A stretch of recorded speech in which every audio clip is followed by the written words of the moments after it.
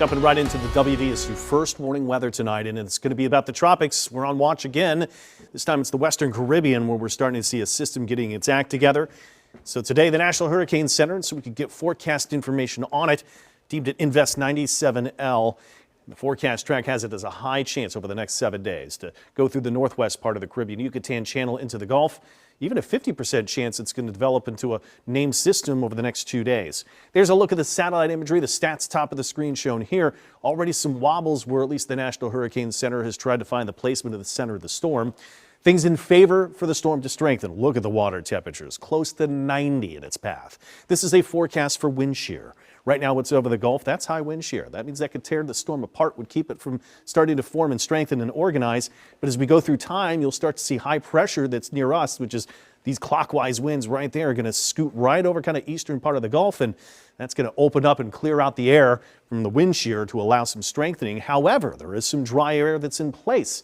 So we won't have everything working together to give the storm maybe the best path and opportunity to strengthen and organize. Some of the latest tracks in today, right around Apalachicola in Florida. This is the Panhandle. Here's where we are.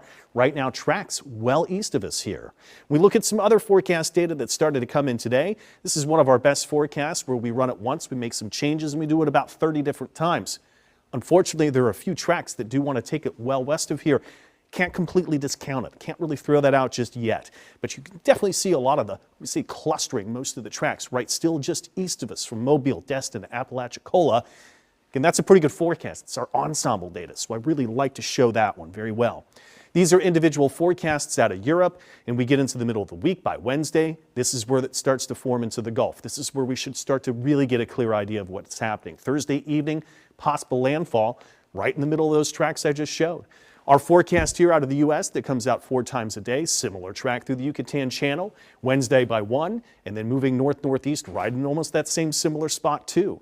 So there is a lot of kind of uniformity in the forecasts, but it's all going to be determined by this high pressure that scoots out to sea, and then this system that drops in and cuts itself off from the jet stream, and it'll be just spinning around by itself, nothing to steer it. So this has an influence because once the storm moves on shore, those two storms are going to merge together. So any which way this place can wobble, a front that's in between, huge impact on that storm, whether it goes west or east from here. Right now, the placements are in pretty good forecasts. So initial tracks east, we will have breezy conditions Thursday into Friday, but that cutoff low right now still means low confidence forecast. We will be keeping you up to date.